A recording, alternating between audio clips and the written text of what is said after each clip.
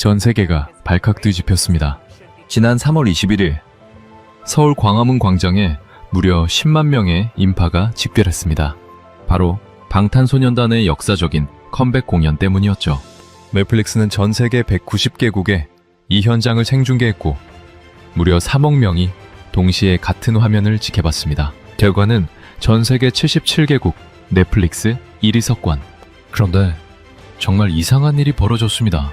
10만 명이라는 거대한 인파가 모였는데도 폭동도 밀침도 단 한 건의 사고도 없었습니다. 하지만 진짜 놀라운 일은 공연이 끝나고 시작되었습니다. 수천 명의 팬들이 보라색 어깨띠를 두르고 다시 광장에 나타난 겁니다. 누가 시킨 것도 아닌데 바닥에 떨어진 쓰레기를 하나하나 직접 줍기 시작했습니다. 10만 명이 머물렀던 광장이 단 1시간 만에 휴지 한 장 없이 깨끗해진 겁니다. 이 경이로운 장면을 목격한 전 세계 언론은 일제히 입을 모았습니다. 도대체 이 나라는 무엇이 다른 걸까? 600년 된 고궁 앞에서 전 세계가 하나 되어 눈물을 쏟고 축제가 끝나면 스스로 거리를 빛내고 떠나는 나라. 그날 광화문 한복판에선 도대체 무슨 일이 일어났던 걸까요? 전 세계를 뼛속까지 경악하게 만든 그 충격적인 72시간. 지금 바로 공개합니다. 시작 전 구독과 좋아요 한번 눌러주시면 영상 제작에 큰 힘이 됩니다. 그럼 시작하겠습니다. 안녕하세요. 저는 에밀리 포스터입니다. 미국 미시시피주 작은 마을에서 초등학교 교사로 일하고 있는 32살이에요. 매일 아침 8시에 교실 문을 열고 아이들한테 알파벳을 가르치고 구구단을 알려주고 점심시간에는 급식실에서 같이 밥을 먹는 그런 평범한 미국인입니다. 해외여행이라고는 대학 졸업 때 멕시코 칸쿤 한 번, 그리고 3년 전에 친구들이랑 영국 런던 한 번 가본 게 전부예요. 교사 월급으로 해외여행을 자주 다니기는 쉽지 않거든요. 그래도 다음 여행지는 당연히 파리나 로마 같은 곳이 될 거라고 생각했습니다. 솔직히 아시아 쪽은 별로 관심이 없었어요. 일본 정도는 언젠가 가볼 수도 있겠다 싶었지만 한국은 후보에 들어본 적조차 없었습니다. 그런 제가 왜 갑자기 한국행 비행기를 탔느냐? 이건 순전히 제시카 때문이었습니다. 대학 시절부터 15년 넘게 알고 지낸 절친인데요. 이 친구가 한국 음악에 완전히 빠져 있는 사람이에요. BTS라는 그룹의 팬이거든요. 올해 3월 초 제시카한테 전화가 왔어요. 목소리부터가 평소랑 달랐습니다. BTS가 거의 4년 만에 완전체로 다시 뭉쳐서 공연을 하는데 그게 서울 한복판에서 열린다고. 넷플릭스로 전 세계에 생중계까지 된다고. 제발 같이 가달라고요. 저는 솔직히 이해가 안 됐어요. 아시아에 있는 작은 나라의 아이돌 공연을 보겠다고 태평양을 건너간다고? 미국에도 빌리 아일리시가 있고 테일러 스위프트가 있는데 굳이? 그래도 물어는 봤습니다. 거기 안전하긴 해? 지금 생각하면 정말 얼굴이 뜨거워지는 질문이에요. 그런데 여러분, 그때 제 머릿속에 있던 한국은 정말 그 수준이었습니다. 미시시피에서 한국이라는 나라가 어떤 이미지인지 아세요? 뉴스에 나올 때가 거의 없어요. 가끔 나오면 그것도 대부분 북한 미사일 이야기입니다. 제가 아는 아시아는 일본 아니면 중국이었고 한국은 그 사이 어딘가에 껴있는 작은 나라라는 인식이 전부였어요. 제 교실 벽에 세계 지도가 붙어 있거든요. 아이들한테 나라 이름을 가르칠 때 한국을 가리킨 적이 있었는데 그때 제가 한 말이 뭐였는지 아세요? 여기는 북한 바로 아래에 있는 나라야. 그게 전부였습니다. 미국 교사가 미국 아이들에게 가르쳐줄 수 있는 한국 정보가 고작 그 한마디였던 거예요. 부끄러운 이야기지만 사실이 그랬습니다. 제시카가 반년 동안 모아둔 돈으로 비행기표 2장을 끊어버렸어요. 제 것까지요. 거절할 수가 없었습니다. 저는 속으로 생각했어요. 블로그에 올릴 사진 몇 장 건지면 되겠지. 아시아 소도시 체험기 정도면 나쁘지 않잖아. 네, 저는 서울을 소도시라고 생각했습니다. 미국인이 얼마나 무지할 수 있는지 보여주는 대목이죠. 그렇게 3월 중순 봄방학을 이용해서 인천행 비행기에 올라탔습니다. 13시간이 넘는 비행이었어요. 기내에서 제시카는 BTS 노래를 틀어놓고 눈물까지 글썽이고 있었는데 저는 옆자리에서 이탈리아 여행 영상이나 보고 있었습니다. 한국에 대한 기대는 솔직히 제로였어요. 그런데 인천공항에 내리는 순간 뭔가 이상했습니다. 비행기에서 내려서 입국장까지 걸어가는데 공항이 끝이 안 보이는 거예요. 미시시피주에서 가장 큰 잭슨 공항하고는 비교 자체가 안 되는 규모였습니다. 아니, 솔직히 말할게요. 런던 히드로 공항보다도 깨끗하고 넓어 보였어요. 바닥에 먼지 한 톨이 없었습니다. 로봇이 돌아다니면서 안내를 하고 있었고 짐이 나오기도 전에 무료 와이파이가 잡혀 있었어요. 미국 공항에서는 와이파이 잡으려면 광고를 3개는 봐야 하거든요. 여러분, 인천공항이 세계 공항 서비스 평가에서 1위를 12번이나 한 곳이라는 걸 저는 그때 전혀 몰랐습니다. 말을 듣고 나서야 느낀 거예요. 아, 이 나라는 내가 생각했던 그런 나라가 아니구나. 공항 철도를 타고 서울 도심으로 들어가는데 창밖을 보다가 입이 벌어졌습니다. 한강이 먼저 보였어요. 강 위로 다리가 몇 개씩 걸려 있었고 양쪽으로 초고층 빌딩들이 하늘을 찌르고 있었습니다. 미시시피에서 가장 높은 건물이 20층 조금 넘는 수준인데 서울은 창밖으로 보이는 건물 하나하나가 전부 그것보다 높았어요. 깨끗하게 정돈된 도로, 산과 강과 도시가 하나로 어우러진 풍경, 지하철역마다 빼곡하지만 질서정연하게 서 있는 사람들. 제시카가 옆에서 웃으면서 말했어요. 내가 왜 이 나라에 빠졌는지 이제 좀 알겠지? 저는 대답 대신 카메라를 꺼내 들었습니다. 소도시 체험기를 쓰러 온 거였는데 카메라를 드는 순간 깨달았어요. 이건 내가 알던 세상이 아니라는 걸. 그때는 아직 몰랐습니다. 이 카메라가 앞으로 며칠 동안 제 인생에서 가장 많은 사진을 찍게 될 거라는 걸. 그리고 이 나라가 제 안에 있던 모든 상식을 송두리째 뒤집어 놓을 거라는 것도요. 공연 당일이 밝았습니다. 3월 21일 금요일이었어요. 제시카가 새벽 6시부터 저를 흔들어 깨웠습니다. 공연은 저녁 8시인데 왜 이렇게 일찍 나가느냐고 물었더니 자리를 잡으려면 최소 10시간 전에는 나가야 한다는 거예요. 10시간이요? 저는 테일러 스위프트 에라스 투어 때도 3시간 전에 갔거든요. 그것도 빠른 편이었는데 10시간이라니 솔직히 과장이라고 생각했습니다. 그런데 광화문에 도착하는 순간 제 입이 다물어지지 않았어요. 이미 수천 명이 줄을 서고 있었습니다. 새벽 6시 반이었는데요. 텐트를 치고 밤을 새운 사람들도 보였어요. 그것도 한국 사람만이 아니었습니다. 프랑스어가 들렸고 일본어가 들렸고 스페인어, 아랍어, 포르투갈어까지 뒤섞여 있었어요. 제시카가 말했습니다. 60개국이 넘는 나라에서 온대. 60개국이요. 미국 대통령 취임식도 이 정도는 아닐 거예요. 아시아의 한 나라에서 열리는 음악 공연에 전 세계 60대국 사람들이 모여들고 있었습니다. 저는 그때 처음으로 내가 뭔가 크게 모르고 있었구나 하는 느낌을 받았어요. 시간이 지나면서 사람이 점점 더 몰려들었습니다. 오전, 오후가 지나고 해가 기울 무렵 광화문 광장은 말 그대로 사람의 바다였어요. 주최 측 추산 약 26만 명. 여러분, 26만 명이 어느 정도인지 감이 오세요? 미시시피주 주도인 잭슨시 전체 인구가 약 15만 명이에요. 제가 사는 도시 인구의 거의 2배에 달하는 사람들이 이 광장 하나에 들어차 있었던 겁니다. 그런데 이상한 게 있었어요. 26만 명이 모여 있는데 소리 지르는 사람이 없었습니다. 밀치는 사람도 없었어요. 보라색 응원봉을 들고 줄 맞춰 서서 조용히 기다리고 있었습니다. 미국이었으면 경찰 바리케이트가 3겹은 쳐져 있었을 거예요. 여기는 그런 것도 없는데 사람들이 스스로 질서를 유지하고 있는 거예요. 이것도 저한테는 충격이었습니다. 그런데 여러분, 진짜 충격은 무대 뒤편이었어요. 건물 5층 높이는 되어 보이는 거대한 무대가 서 있었는데 그 뒤로 뭐가 보였는지 아세요? 안복궁이었습니다. 중백년 된 조선 왕궁이 조명을 받아서 황금빛으로 빛나고 있었어요. 저는 그게 무대 세트인 줄 알았습니다. 진짜예요. 제시카한테 저 건물 세트장이야? 라고 물었더니 제시카가 황당한 표정으로 저를 쳐다보면서 말했어요.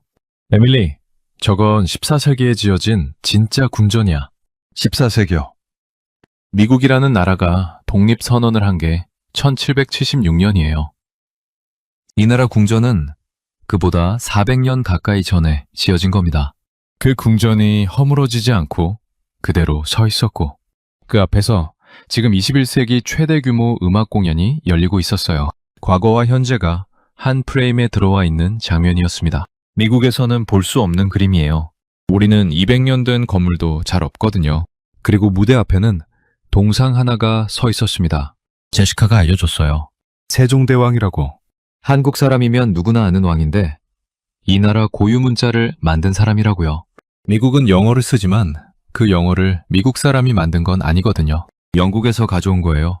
그런데 이 나라는 자기네 문자를 자기네 왕이 직접 만들었다는 겁니다. 그 왕의 동상이 내려다보는 광장에서 전 세계 26만 명이 이 나라의 음악을 듣겠다고 모여있는 장면. 저는 그 순간 카메라 셔터를 누르면서도 이상한 기분이 들었어요. 이건 단순한 콘서트가 아니라는 느낌이요. 저녁 8시가 됐습니다. 광장 전체가 어둠에 잠겼어요. 26만 명이 동시에 조용해졌습니다.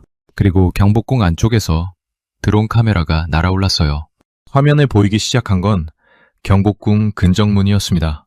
거기서부터 흑매문을 지나 광화문까지 이어지는 길 위로 7명의 사람이 걸어 나오고 있었어요. 제시카가 숨을 멈추면서 말했습니다.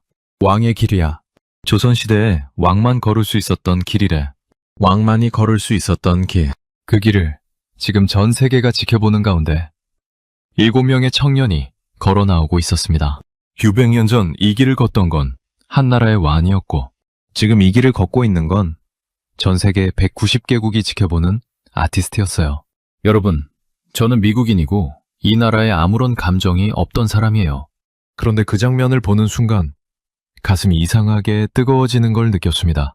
왜인지는 저도 몰라요. 다만 그 순간 제 손에서 카메라가 내려간 건 확실합니다. 찍는 게 아니라 그냥 보고 싶었거든요. 7명이 왕의 길을 걸어 무대 위에 올라선 순간 광화문 광장 전체가 터졌습니다. 26만 명의 함성이 한꺼번에 쏟아져 나왔어요. 저는 귀가 먹먹해질 정도였습니다. 미국에서 미식축구 경기 갔을 때 환호성이 크다고 생각했었거든요. 그건 아무것도 아니었어요. 여기는 차원이 달랐습니다. 소리가 아니라 공기 자체가 진동하는 느낌이었어요. 26만 명의 심장이 동시에 뛴 겁니다. 그런데 여러분, 첫 곡이 시작되는 순간 그 엄청난 함성이 한 번에 멈췄어요. 무대 위에서 선율 하나가 흘러나왔거든요. 처음 듣는 멜로디였습니다. 한국어였으니까 가사는 당연히 하나도 못 알아들었어요. 그런데 이상했습니다. 멜로디가 귀에 들어오는 순간 가슴 어딘가가 묵직하게 눌리는 느낌이 든 거예요. 슬픈 것 같으면서도 완전히 슬프지는 않았어요. 무너질 것 같으면서도 끝까지 무너지지 않는 느낌이랄까요? 마치 오랫동안 보고 싶던 사람을 아직 못 만났는데 곧 만날 수 있을 것 같은 그런 이상한 감정이 올라왔습니다. 제시카한테 물었어요. 이 노래 뭐야? 제시카가 눈물을 닦으면서 말했습니다. 아리랑. 한국에서 수백 년 동안 불려온 노래야. 수백 년이요. 이 노래가 수백 년 된 노래라고요? 저는 그 순간 주변을 둘러봤어요. 26만 명이 이 노래를 듣고 있었습니다. 한국 사람들은 따라 부르고 있었어요. 그런데 울고 있는 사람이 한둘이 아니었습니다. 옆에 서 있던 프랑스 여성도 눈이 빨개져 있었고 뒤쪽에 있던 일본 남성은 두 손으로 얼굴을 가리고 있었어요. 가사를 아는 사람도 울고 가사를 모르는 사람도 울고 있었습니다. 도대체 이 노래에 뭐가 들어있는 걸까요? 나중에 알게 됐어요. 아리랑이라는 노래에는 이 나라 사람들의 모든 게 담겨 있었습니다. 일제강점기에 나라를 빼앗겼을 때도 이 노래를 불렀고 전쟁 속에서 가족을 잃었을 때도 이 노래를 불렀고 전쟁이 끝나고 먹을 것 하나 없던 보릿고개를 넘을 때도 이 노래를 불렀다고 해요. 이별의 노래이고 그리움의 노래이고 기다림의 노래이고 그러면서도 결국은 다시 만난다는 희망의 노래라는 거예요. 수백 년 동안 이 민족이 힘들 때마다 부르던 노래. 그 노래가 지금 600년 된 궁궐 앞에서 전 세계 190개국 3억 명이 지켜보는 가운데 울려 퍼지고 있었던 겁니다. 여러분, 저는 미국인이에요. 이 나라와 아무런 역사적 연결도 없는 사람입니다. 그런데 그 멜로디가 흘러나오는 동안 제 볼을 타고 뭔가가 흘러내리고 있었어요. 눈물이었습니다. 스스로도 이해가 안 됐어요. 가사도 모르는 노래에 왜 우는 거지? 그런데 주변을 보니까 저만 그런 게 아니었습니다. 공연이 끝나고 나서 SNS를 검색해 봤더니 전 세계에서 가장 많이 올라온 반응이 뭐였는지 아세요? 가사 뜻도 모르는데 왜 눈물이 나는지 모르겠다. 이 말이 영어로, 프랑스어로, 일본어로, 스페인어로 수만 건이 올라와 있었어요. 저만 이상한 게 아니었던 겁니다. 공연은 약 1시간 동안 계속됐습니다. 신곡도 하고 예전 히트곡도 했어요. 멤버들이 무대 위에서 팬들한테 이야기를 하는 순간도 있었는데 한국어라 못 알아듣겠지만 목소리가 떨리고 있다는 건 느낄 수 있었어요. 제시카가 통역해줬습니다. 군 복무를 마치고 거의 4년 만에 돌아온 거라고. 팬들이 기다려줬지만 본인들은 혹시 잊힌 건 아닌지 두려웠다고요. 4년을 기다린 쪽도 4년을 두려워한 쪽도 서로에게 똑같이 길었던 시간이 아리랑 한 곡에 전부 터져버린 거였어요. 마지막 곡이 끝나고 무대 조명이 꺼졌습니다. 그 순간 26만 명이 들고 있던 보라색 응원봉이 일제히 켜졌어요. 광화문 광장 전체가 보랏빛으로 물들었습니다. 경복궁을 배경으로 보라색 빛의 바다가 출렁이고 있었어요. 여러분, 저는 30년 넘게 미국에서 살면서 뉴욕 타임스퀘어 새해 카운트다운도 봤고 디즈니월드 불꽃놀이도 봤습니다. 그런데 이 장면 앞에서는 전부 아무것도 아니었어요. 유병년 궁궐과 보라색 빛과 아리랑의 여운이 뒤섞인 그 순간은 제가 살면서 본 가장 아름다운 장면이었습니다. 그리고 그 옆에서 노래를 따라 부르다가 입을 막고 고개를 숙인 사람들, 직접 오지 못해서 지구 반대편 화면 앞에서 울고 있다는 팬들의 실시간 댓글, 이 모든 게 한꺼번에 겹치면서 저는 제시카 어깨를 잡고 한마디를 했어요. 이 나라 대체 뭐야? 제시카가 울면서 웃었습니다. 그러니까 저는 그날 밤 숙소로 돌아가서 침대에 누웠는데 잠이 안 왔어요. 천장을 보면서 계속 생각했습니다. 나는 이 나라에 대해서 아무것도 모르고 있었구나. 북한 아래에 있는 작은 나라라고 생각했던 곳에서 방금 내 인생에서 가장 강렬한 밤이 지나간 거예요. 그리고 이 나라가 보여준 건 아직 공연 한 번뿐이었습니다. 진짜 이야기는 아직 시작도 안 했다는 걸 저는 그때는 몰랐어요. 공연이 끝난 건 밤 9시쯤이었습니다. 저는 솔직히 탈진 상태였어요. 아침 6시 반부터 서서 14시간이 넘게 버텼으니까요. 다리는 감각이 없었고, 목은 쉬어 있었고, 눈은 울어서 퉁퉁 부어 있었습니다. 제시카한테 말했어요. 숙소 가자. 나 진짜 못 걷겠어. 그런데 숙소로 가려고 몸을 돌리는 순간 제 눈에 뭔가가 들어왔습니다. 보라색 어깨띠를 두른 사람들이 광장으로 다시 나오고 있었어요. 한 명이 아니었습니다. 수십 명, 수백 명이 투명 봉투를 손에 들고 걸어오고 있었어요. 어깨띠에는 한글이 적혀 있었는데 제시카가 읽어줬습니다. 아미 자원봉사단. 방금 전까지 공연을 보던 팬들이었어요. 이 사람들이 뭘 하기 시작했는지 아세요? 바닥에 떨어진 쓰레기를 하나씩 줍기 시작한 겁니다. 여러분, 저는 이 장면을 보고 처음엔 이해를 못했어요. 진심으로요. 미국에서는 상상이 안 되는 광경이거든요. 제가 사는 미시시피에서 고등학교 미식 축구 경기만 끝나도 관람석이 쓰레기장이 됩니다. 그게 고작 2,000명 규모의 경기예요. 슈퍼볼이 끝나면 경기장 주변 거리가 어떻게 되는지 아세요? 맥주 캔이 굴러다니고 음식 포장지가 날아다니고 경찰이 청소 인력보다 더 많이 투입돼요. 유럽은 더합니다. 월드컵이나 유로 대회 끝나면 차량이 뒤집히고 상점 유리가 깨지기도 하거든요. 2024년 파리 올림픽 때도 경기장 주변 쓰레기 문제가 프랑스 언론에 크게 보도됐었어요. 그게 제가 알고 있는 배영 행사 이후의 풍경이었습니다. 그런데 여기는요. 26만 명이 모였던 자리에서 팬들이 자발적으로 쓰레기를 줍고 있었어요. 누가 시킨 게 아니었습니다. 돈을 받는 것도 아니었어요. 카메라가 찍고 있어서 보여주기식으로 하는 것도 아니었습니다. 저 사람들은 진심으로 이 광장을 깨끗하게 만들고 가려는 거였어요. 봉투를 들고 허리를 숙여서 종이컵 하나, 휴지 한 장, 응원봉 포장지 하나까지 전부 주워 담고 있었습니다. 그때 한국 팬 한 명이 제 쪽으로 걸어왔어요. 20대 초반쯤 되어 보이는 젊은 여성이었습니다. 영어가 유창하지는 않았지만 웃으면서 이렇게 말했어요. 같이 치우고 가요. 그러면서 투명 봉투 하나를 제 손에 쥐어줬습니다. 저는 그 봉투를 받아든 순간 뭔가 목 안쪽이 뜨거워지는 걸 느꼈어요. 설명이 안 되는 감정이었습니다. 이 사람들은 14시간 넘게 서서 공연을 봤어요. 저보다 더 피곤할 겁니다. 그런데 숙소로 가는 게 아니라 다시 광장에 나와서 남이 버린 쓰레기를 줍고 있는 거예요. 저도 봉투를 들고 쓰레기를 줍기 시작했습니다. 제시카도 합류했어요. 그런데 주변을 보니까 한국 팬들만 줍고 있는 게 아니었습니다. 일본에서 온 팬도 있었고 프랑스에서 온 팬도 있었어요. 한국 팬들이 같이 치우자고 말을 거니까 외국인들도 고개를 끄덕이고 합류한 거였습니다. 언어가 달라도 봉투 하나 건네는 것만으로 통하는 게 있었어요. 수만 명이 노래를 부르고 환호하고 울었던 그 광장이 1시간도 안 돼서 깨끗해지기 시작했습니다. 여러분, 나중에 뉴스를 찾아봤더니 그날 종로구에서 수거한 쓰레기가 약 5,950kg이었다고 해요. 약 6톤입니다. 26만 명이 모였으니 그 정도 쓰레기가 나오는 건 당연한 거예요. 문제는 그 양이 아니었습니다.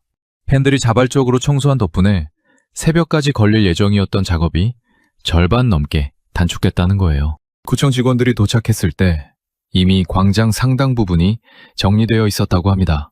그리고 이 장면이 영상으로 찍혀서 해외 SNS에 퍼지기 시작했어요. 반응이 폭발적이었습니다. 이게 진짜 선진국의 문화다. 공연을 즐기고 도시를 존중하고 스스로 치우고 떠나는 나라. 26만 명이 모이고 자발적으로 청소한 나라가 지구상에 또 있나. 이런 댓글이 수천 개 달렸어요. 저는 그날 밤 숙소에 돌아와서 블로그를 열었습니다. 원래는 간단하게 공연 후기를 쓸 생각이었어요. 그런데 키보드 위에 손을 올려놓고 가장 먼저 친 문장이 이거였습니다. 이건 팬덤의 문화가 아니라 이 나라의 DNA다. 저는 미국에서 선진국이라는 말을 들으며 자랐어요. 세계에서 가장 강한 나라, 가장 부유한 나라, 가장 자유로운 나라. 그런데 오늘 밤 저는 선진국이 뭔지 다시 생각하게 됐습니다. GDP가 높은 게 선진국인 걸까요? 군사력이 센 게 선진국인 걸까요? 아니면 26만 명이 모인 자리를 스스로 치우고 떠나는 시민들이 있는 나라가 선진국인 걸까요? 저는 그날 밤 답을 바꿨습니다. 블로그 글을 쓰고 나니까 새벽 1시가 넘어 있었습니다. 제시카는 침대에서 이미 기절해 있었어요. 저도 자야 했습니다. 14시간 넘게 서 있었으니까요. 그런데 이상하게 잠이 안 왔어요. 공연의 여운이 아직도 온몸에 남아 있었고 광장에서 봉투를 건네주던 그 한국 여성의 얼굴이 자꾸 떠올랐습니다. 결국 이불을 걷어차고 일어났어요. 혼자 밖에 나가보기로 했습니다. 여러분, 여기서 한 가지 말씀을 드려야 해요. 미국에서 여자 혼자 새벽에 밖을 나간다는 건 굉장히 위험한 일입니다. 미시시피에서 저희 어머니가 제가 어릴 때부터 귀에 못이 박히도록 하신 말씀이 있어요. 해가 지면 절대 혼자 나가지 마라. 이게 과장이 아니에요. 미국에서는 매년 약 120만 건의 폭력 범죄가 발생합니다. 뉴욕이나 시카고 같은 대도시에서는 밤 10시 이후에 혼자 걷는 것 자체가 위험행위로 분류돼요. 저도 런던 여행 때 밤 9시 넘어서 한번 나가본 적이 있는데 호텔 앞 골목에서 취한 남자가 소리를 질러서 뛰어들어온 기억이 있거든요. 그게 제가 아는 밤거리였습니다. 그런데 서울은 달랐어요. 숙소 문을 열고 나왔더니 새벽 1시가 넘은 거리에 사람들이 돌아다니고 있었습니다. 그것도 여자들이요. 혼자서요. 이어폰 꽂고 편의점에 들어가고 강아지 산책을 시키고 포장마차에 앉아서 뭔가를 먹고 있었어요. 아무도 주변을 경계하지 않았습니다. 뒤를 돌아보면서 걷는 사람도 없었어요. 그냥 자연스러운 일상처럼 밤거리를 걷고 있었습니다. 저는 처음에 이게 이 동네만 특별히 안전한 건가 싶었어요. 그래서 더 걸어봤습니다.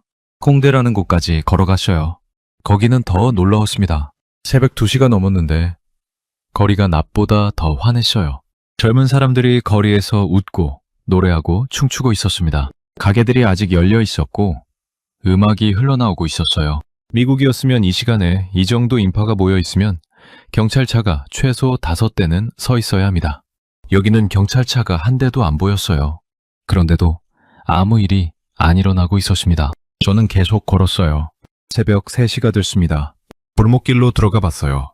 좁은 골목이었습니다. 미국이었으면 절대 들어가지 않았을 길이에요. 그런데 거기에도 편의점 불이 켜져 있었고 고양이 한 마리가 담벼락 위에서 자고 있었어요. 위협적인 건 아무것도 없었습니다. 저는 편의점에 들어가서 한국 딸기 우유라는 걸 하나 샀어요. 제시카가 꼭 먹어보라고 했던 거였거든요. 분홍색 작은 병이었는데 한 모금 마시는데 달콤하면서도 진한 딸기 맛이 입안 가득 퍼지더라고요. 새벽 3시에 서울 골목 한가운데 서서 딸기 우유를 마시고 있는 미국 여자. 이 장면을 미시시피에 있는 저희 어머니가 봤으면 기절했을 겁니다. 딸기 우유를 들고 경복궁 돌담길까지 걸어갔어요. 낮에 26만 명이 모였던 광화문 광장을 지나서요. 불과 몇 시간 전에 세상에서 가장 시끄러웠던 그 광장이 지금은 고요했습니다. 그런데 그 고요함이 무섭지가 않았어요. 오히려 편안했습니다. 돌담 위로 가로등 빛이 부드럽게 내려앉아 있었고 바람에 나뭇잎 흔들리는 소리만 들렸어요. 걷다 보니 출출해졌습니다. 포장마차 하나가 아직 열려 있었어요. 앉아서 떡볶이라는 것과 미니 김밥이라는 걸 시켜봤습니다. 떡볶이는 달콤하면서 매운맛이 동시에 올라오는 음식이었는데 새벽 공기를 맞으면서 먹으니까 미국 어떤 레스토랑 스테이크보다 맛있었어요. 과장이 아닙니다. 여러분, 그 포장마차에 앉아서 떡볶이를 먹는 동안 저는 계속 생각했어요. 지금 새벽 3시 반이다. 나는 외국인 여자 혼자다. 골목 한가운데에 앉아있다. 그런데 두렵지가 않다. 이건 대체 어떻게 가능한 걸까? 세계 안전도시 순위에서 서울은 늘 최상위권이라는 이야기를 나중에 찾아봤어요. 한국의 야간 범죄율은 미국의 5분의 1을 수준이라고 합니다. 그런데 이건 숫자의 문제가 아니었어요. 숫자는 결과일 뿐이거든요.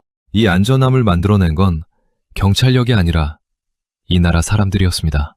수십 년 동안 이 사회를 구성하고 있는 사람들이 서로를 해치지 않겠다는 약속을 지켜온 거예요. 어젯밤 광장을 스스로 청소하고 떠났던 그 사람들. 새벽에 혼자 걸어도 아무 일이 없는 이 거리. 이건 전부 하나로 연결되어 있었습니다. 저는 그날 새벽 숙소로 돌아가면서 어머니한테 문자를 보냈어요. 엄마, 나 새벽 3시에 혼자 서울 거리를 걸었어. 아무 일도 안 일어났어. 어머니 답장이 바로 왔습니다. 미쳤니? 미국 어머니의 반응은 당연히 그거예요. 그런데 저는 미치지 않았어요. 이 나라가 만들어 놓은 안전 속에서 저는 난생 처음 밤이 무섭지 않다는 걸 경험한 겁니다. 새벽 5시에 잠들어서 10시에 겨우 일어났습니다. 제시카가 이미 화장을 끝내고 앉아 있었어요. 오늘 일정을 빼곡하게 짜놨더라고요. 첫 번째 목적지는 경복궁이었습니다. 어젯밤 공연 무대 뒤에서 황금빛으로 빛나던 그 건물이요. 저는 솔직히 궁전 관광에 큰 기대는 없었어요. 유럽에 가면 궁전이야 널려 있으니까요. 런던에 버킹엄 궁전도 있고 파리에 베르사유도 있잖아요. 아시아의 궁전이 그것보다 대단하겠어? 라는 생각이 아직 남아 있었습니다. 그런데 경복궁에 들어서는 순간 그 생각이 부서졌어요. 여러분, 경복궁이 처음 지어진 게 1395년이에요. 미국이라는 나라가 세상에 존재하기 381년 전입니다. 미국 독립선언이 1776년이니까 올해 2026년 기준으로 미국 역사가 딱 250년이에요. 이 나라 궁전 하나의 나이가 631년입니다. 미국 역사의 2배를 훌쩍 넘기는 건물이 도심 한복판에 서 있는 거예요. 버킹엄 궁전이요? 1703년에 지어졌어요. 경복궁보다 300년이나 늦습니다. 베르사유는요? 1682년이에요. 역시 경복궁이 거의 300년 선배예요. 제가 유럽 궁전이 대단하다고 생각했던 게 얼마나 무지했는지 그때 처음 깨달았습니다. 그런데 저를 진짜 놀라게 한 건 궁전의 나이가 아니었어요. 경복궁 안에 들어갔더니 한복을 입은 사람들이 가득했습니다. 한국 사람만이 아니었어요. 프랑스 청년들이 한복을 입고 셀카를 찍고 있었고 브라질에서 온 팬이 분홍색 한복 치마를 잡고 돌고 있었고 일본 여성 2명이 한복 소매를 잡고 웃으면서 사진을 찍고 있었습니다. 제시카가 말했어요. BTS 무대 뒤에 보이던 건물이 뭐냐고 SNS에 질문이 엄청 올라왔대. 그래서 다들 경복궁에 온 거야. 아이돌 공연 하나가 600년 된 궁전에 전 세계 관광객을 몰고 온 겁니다. 저도 한복을 입어봤어요. 궁전 근처에 한복 대여점이 있었거든요. 연두색 저고리에 분홍색 치마를 골랐습니다. 거울을 보는데 이상한 기분이 들었어요. 미국에는 이런 전통 의상이 없거든요. 미국의 전통 의상이 뭐냐고 물으면 대답할 수가 없어요. 카우보이 모자? 그건 의상이라기보다 코스프레에 가깝죠. 그런데 이 나라 사람들은 수백 년 전 조상들이 입던 옷을 지금도 입고 궁전을 걸어요. 그리고 그게 전혀 어색하지가 않습니다. 600년 된 건물과 수백 년 된 옷이 자연스럽게 하나가 되는 나라. 저는 한복을 입고 경복궁 마당을 걸으면서 처음으로 이 나라가 부러웠습니다. 경복궁을 나와서 제시카가 다음 코스로 데려간 곳이 성수동이라는 동네였어요. 지하철을 타고 20분 정도 걸렸습니다. 내리는 순간 시간대가 바뀐 것 같았어요. 경복궁에서는 600년 전에 있었는데 성수동에 내리니까 2030년에 온 느낌이었거든요. 유리와 차로 된 건물들, 세계 어디에서도 본 적 없는 독특한 카페들, 벽마다 그려진 예술작품들, 틱톡에서 가장 핫한 서울 명소라고 제시카가 말했는데 가보니까 이해가 됐어요. 여기서 사진을 찍으면 어떻게 찍어도 작품이 나오거든요. 그런데 웃긴 건 외국인이 한국의 감성을 느끼러 왔는데 돌아보니 외국인만 가득했다는 거예요. 성수동에서 삼성동으로 넘어갔습니다. 초고층 빌딩이 하늘을 찌르고 있었고 도로는 반짝반짝 빛나고 있었어요. 여기서 다시 지하철을 타고 광장시장이라는 전통시장에 갔습니다.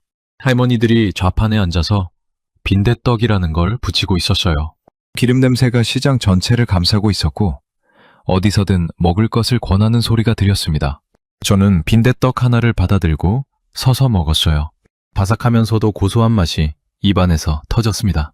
미국 최고급 레스토랑의 어떤 요리보다도 이 시장 좌판 빈대떡이 더 맛있었다고 하면 믿으시겠어요? 진짜예요. 여러분, 제가 이날 하루 동안 한 일을 정리해 볼게요. 아침에 600년 된 궁전에서 한복을 입었어요. 점심에 미래도시 같은 성수동 카페에서 커피를 마셨습니다. 오후에 초현대적 삼성동 빌딩숲을 걸었어요. 저녁에 할머니가 부쳐주는 전통시장 빈대떡을 먹었습니다. 이 모든 이동이 지하철 하나로 끝났어요. 30분이면 조선시대에서 미래도시로 갈 수 있는 나라. 수백 년 전 전통과 최첨단 현재가 같은 도시 안에서 숨쉬고 있는 나라. 과거를 버리지 않고 미래를 만든 나라. 저는 그날 저녁 블로그에 이렇게 적었습니다. 서울은 도시가 아니라 타임머신이다. 그리고 한 줄을 더 추가했어요. 미국 역사 250년, 이메라 궁전 하나 631년. 나는 선진국이 뭔지 다시 배우고 있다. 여행 마지막 날이었습니다. 비행기는 다음날 오전이었어요. 제시카는 명동에서 쇼핑을 하겠다고 나갔는데 저는 혼자 남았습니다. 쇼핑에 관심이 없었던 게 아니에요. 며칠 동안 제 안에 계속 쌓여온 질문 하나를 도저히 넘길 수가 없었거든요. 이 나라는 대체 어떻게 여기까지 온 걸까? 숙소 침대에 앉아서 스마트폰을 꺼냈습니다. 검색창에 Korean War, 서울 1953이라고 쳤어요. 사진이 나왔습니다.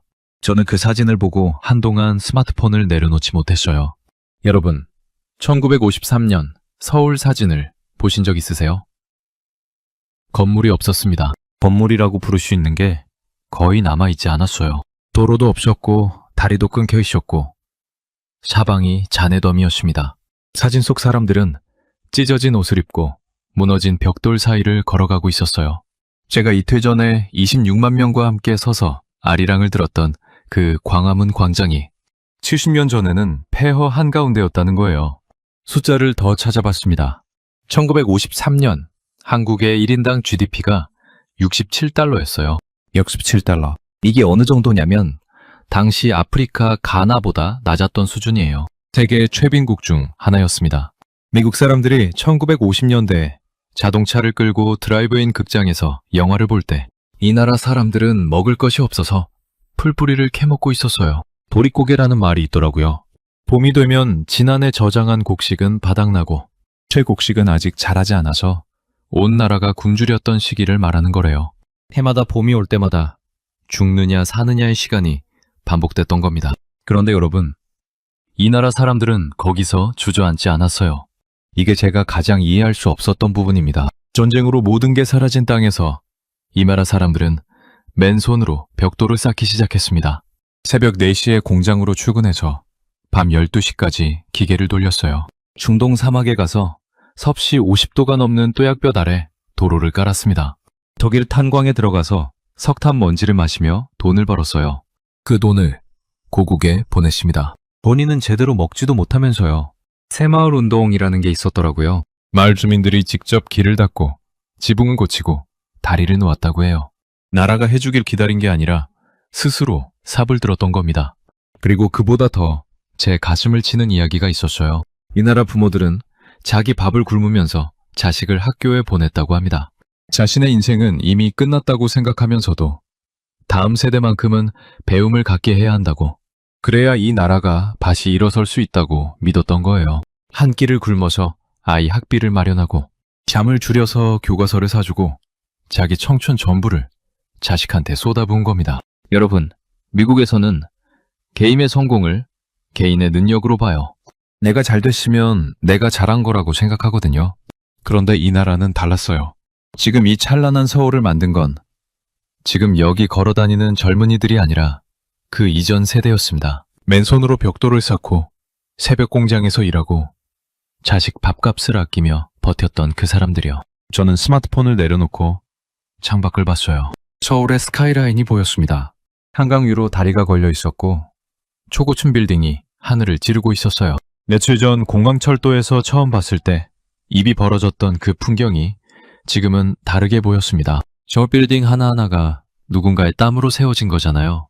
저 다리를 놓기 위해 누군가는 강물에 허리까지 잠겨서 일했을 거잖아요. 저 깨끗한 거리를 만들기 위해 누군가는 새벽마다 빗자루를 들었을 거잖아요. 그제야 전부 연결이 됐습니다. 26만 명이 모여도 사고 한 건 없이 해산하는 질서. 공연이 끝나면 스스로 광장을 청소하는 시민의식.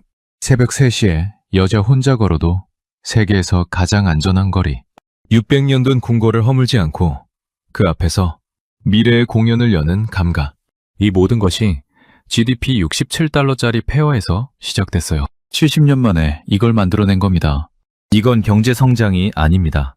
한 세대 전체가 자기 삶을 바쳐서 다음 세대에 건네준 기적이에요. 저는 그 순간 제가 서 있는 자리에 무게를 느꼈습니다. 제가 밟고 있는 이 땅은 누군가가 피와 땀으로 일군 땅이었어요. 제가 안전하게 걸었던 그 새벽거리는 누군가가 목숨을 걸고 지켜낸 평화 위에 깔린 거였습니다. 저는 미국인으로서 이 나라를 작은 나라라고 생각했었어요. 아시아 소도시 체험기를 쓰러 왔다고 생각했었습니다. 그런데 지금 이 순간 제가 할 수 있는 말은 하나뿐이에요. 이 나라를 만든 사람들에게 경의를 표합니다. 인천공항으로 가는 공항철도 아니었습니다. 며칠 전 이 열차를 타고 서울에 들어올 때와 같은 노선인데 창밖이 완전히 다르게 보였어요. 처음 왔을 때는 그냥 높은 빌딩이 많은 도시라고 생각했습니다. 지금은 저 빌딩 하나하나에 누군가의 인생이 들어있다는 걸 알아요. 한강 위 다리를 볼 때도 그랬어요. 며칠 전에는 다리가 많네 였는데 지금은 저 다리를 놓기 위해 누가 강물 속에 서 있었을까가 먼저 떠오릅니다. 같은 풍경인데 제 눈이 달라진 거예요. 아니, 눈이 아니라 저라는 사람이 달라진 겁니다. 공항에 도착해서 출국 수속을 밟고 탑승 게이트 앞 의자에 앉았습니다. 비행기까지 2시간이 남아 있었어요. 제시카는 면세점에 가겠다고 뛰어갔는데 저는 노트북을 꺼냈습니다. 블로그에 마지막 글을 써야 했거든요. 제목을 뭘로 할지는 이미 정해져 있었어요.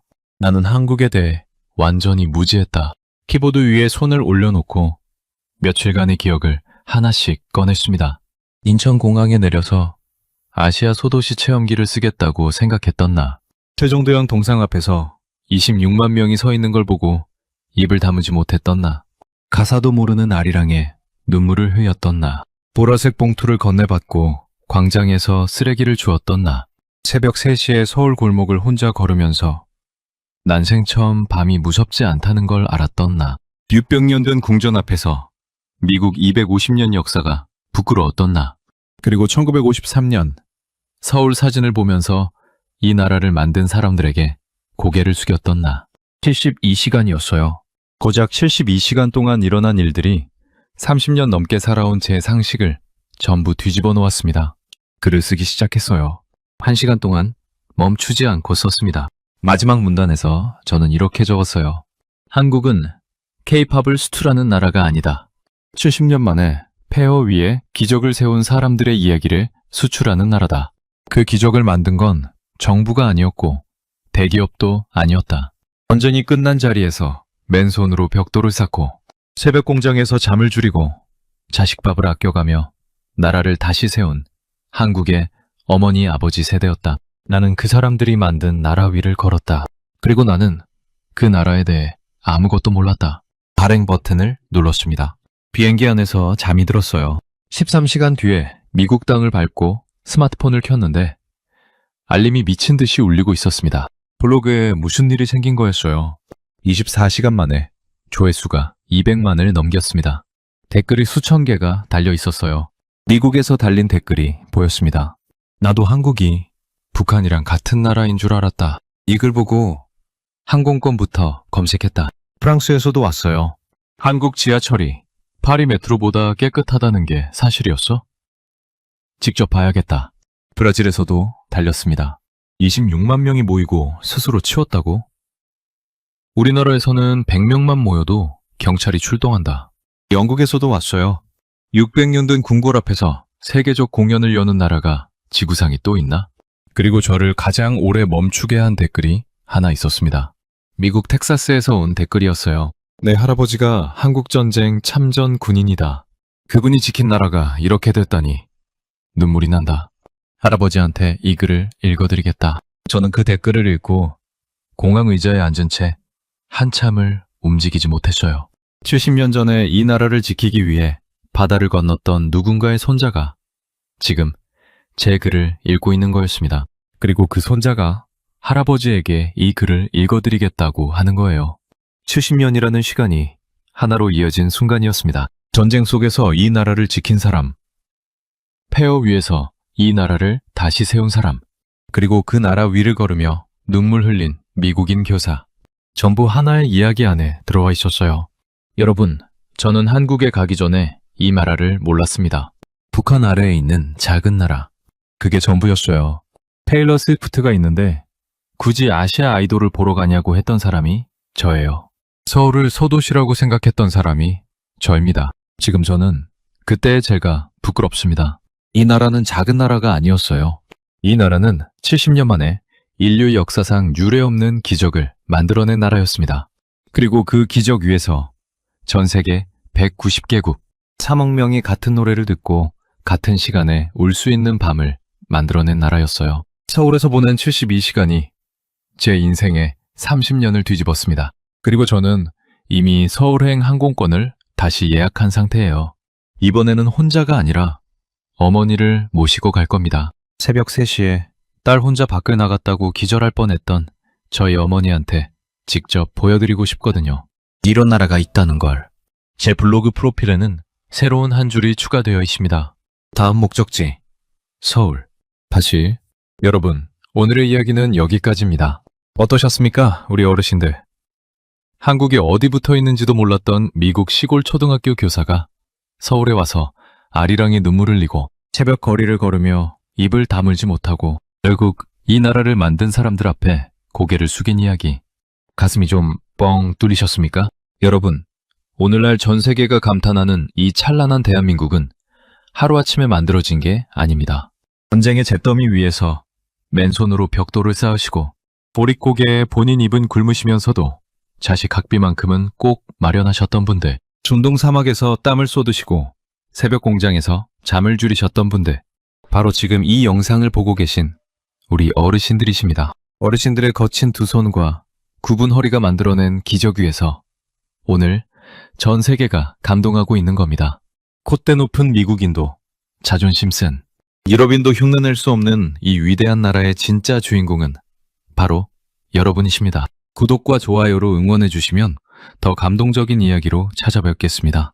어르신들께서 댓글창에 남겨주시는 따뜻한 말씀 한 줄 한 줄이 저희가 다음 이야기를 찾아달리게 만드는 가장 큰 힘이 됩니다. 늘 건강하시고 매일매일 입가에 웃음꽃 활짝 피어나는 행복한 나날 되시길 진심을 다해 두 손 모아 기원하겠습니다. 긴 영상 끝까지 시청해주셔서 대단히 감사합니다.